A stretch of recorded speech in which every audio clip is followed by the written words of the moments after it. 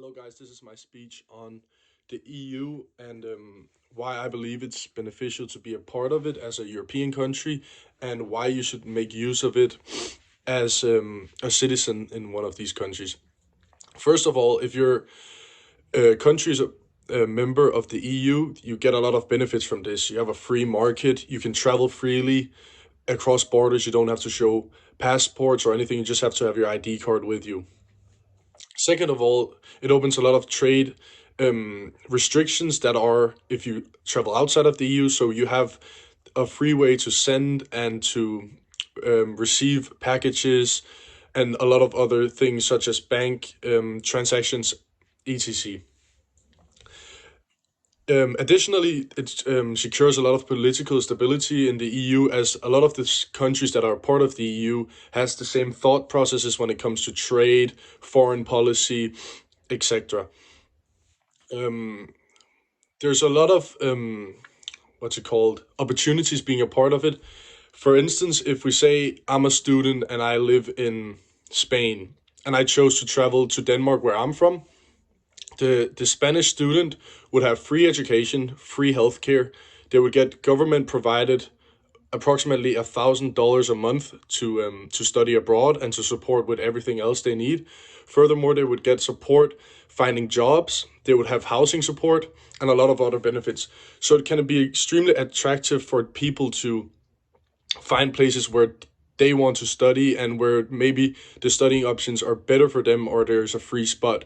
And this is something that's extremely beneficial for especially people that are my age, maybe finding or looking for places to where they have an extremely well fit.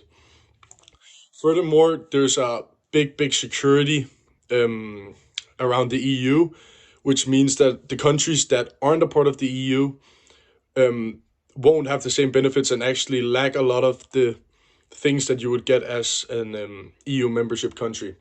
A couple of years ago, the UK chose to leave the EU, which created a big trade embargo on the UK trading into the EU. So they had a lot of taxes and other things that made them have to pay a lot of extra money to have any trade solutions with European Union countries.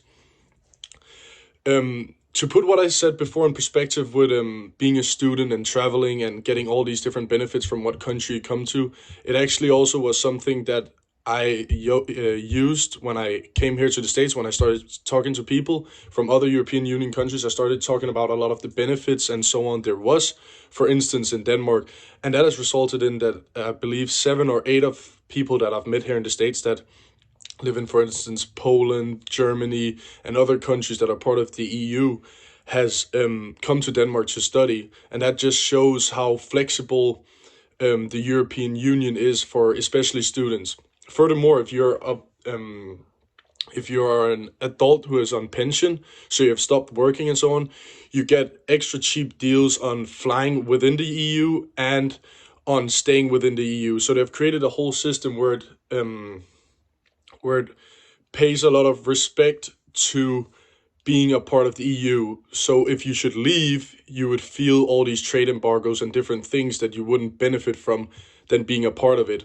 And the remaining countries in the European in Europe that aren't part of the EU, they set up extremely tough trade embargoes against, because they believe that keeping all the trade and different things within the EU is much stronger and adds to the corporation, or the yeah, what you would call it.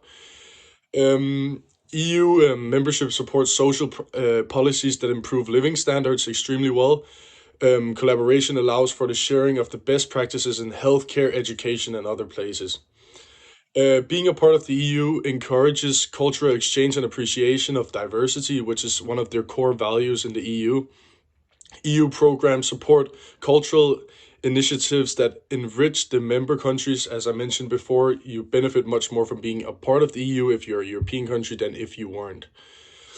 Um, Furthermore, one of the new initiatives that's been put on the EU and is high on their to do list is to have a really sustainable future.